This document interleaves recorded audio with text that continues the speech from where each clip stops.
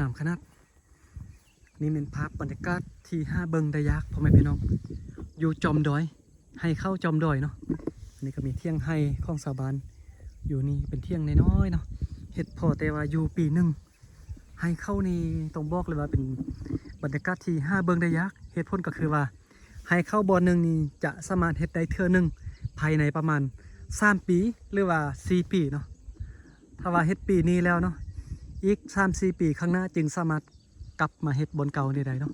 สะบานกาจะบุกเบิกเฮ็ดบนใหม่ไปเรื่อยๆเนาะอีกอย่างบนนี้เนาะฟื้นบัดนี้นะ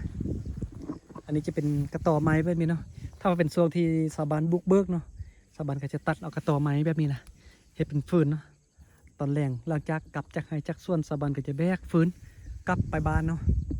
ได้เวียกหลายอย่างส่วนฤดูเริ่มต้นเนาะฤดูบุกเบิกเฮ็ดไทยก็เป็นช่วงเดือน2เดือน3เดือน4ช่วงนี้เนาะเป็นช่วงที่ว่าไปตัดฟืนไปบุกเบิกทางหญ้าเฮ็ดไทยเริ่มจะปลูกเนาะช่วงที่เขาแล้วก็หลังจากนั้นแล้วก็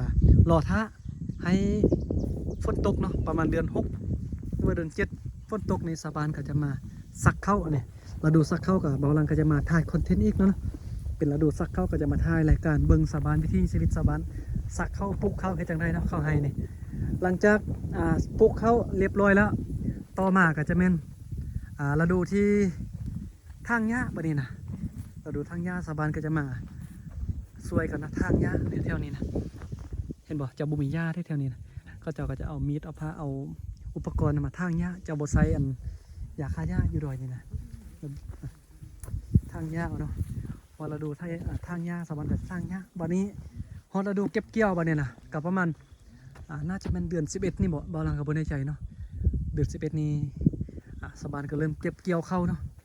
เก็บเกี่ยวเข้าตีเข้ามานี่นะเดือน12สะบานจะพักผ่อนเนาะทุกปีนี่เดือน12เดือน1นี่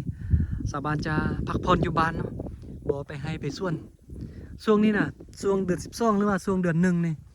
โดยเฉพาะเป็นเดือน12เนาะไผที่อยากจะเอาเครื่องในเมืองมาขายอยู่ดอยนี่แนะนำว่ามาเดือน12นี่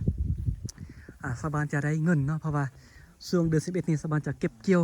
บอกว่าจะเป็นซาลี่หรือว่าเข้านี่สะบานจะเก็บเกี่ยวช่วงนี้เพราะเดือน12สะบานก็จะมีเงินบัดนี้นะส่วนคนในเมืองพ่อค้าสาวขายนี่ก็จะมาขายเครื่องช่วงเดือน12นี่แหละอีกอย่างเดือน12ไกลจะฮอดบุญปีใหม่เดือนนึงนี่แฮงดีเนาะมาขายเครื่องช่วงนี้เป็นทรงเสื้อเป็นเครื่องไซส์แม่งจะขายดีช่วงนี้นะฮอดเดือน2ไปวนมาฮอตฤดูใหม่ไปเดือน2ก็เป็นช่วงที่ฤดูชาวบ้านไปเก็บบนไปบุกเบิกสมมุติบนนี้นะไปบุกเบิกทางหญ้าบนนี้เฮ็ดบอลใหม่เนาะตัดฟืนประมาณนี้แล้วก็สักเข้าส่วนบนนี้ที่เฮ็ดปีนี้แล้วกับบริเฮ็ดตึมรอท่าตึม3 ปีนะจริงได้เฮ็ดตึมกับประมาณนี้เนาะวนไปเวียนมาอ้อมไปอ้อมมาอยู่นี่นะฤดูปลูกเข้าฤดูทางหญ้าฤดูเกี่ยวเข้าฤดูบุกเบิกบัดนี้นะกับประมาณนี้เนาะบนไปเวียนมามีหลายอย่างที่จะถ่ายคอนเทนต์วิถีชีวิตชาวบ้านนะอันนี้ก็เป็นน้ำดื่มที่ชาวบ้านมาไว้ดื่มอยู่นี่เที่ยงให้กับประมาณนี้เนาะอันนี้ก็เป็นมักน้ำเนาะนี่ก็เป็นน่าจะเป็นออยล์ป่ะนี่ออยล์เนียมป่ะ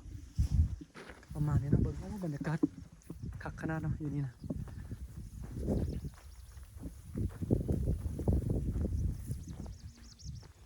เมนหมดเลยด้วยภูฝั่งนี้นะ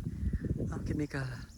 ขอจบคลิปเพียงเท่านี้เนาะขอบใจที่ว่ามาเบิ่งมาชมคลิปของบ่อลังเด้อ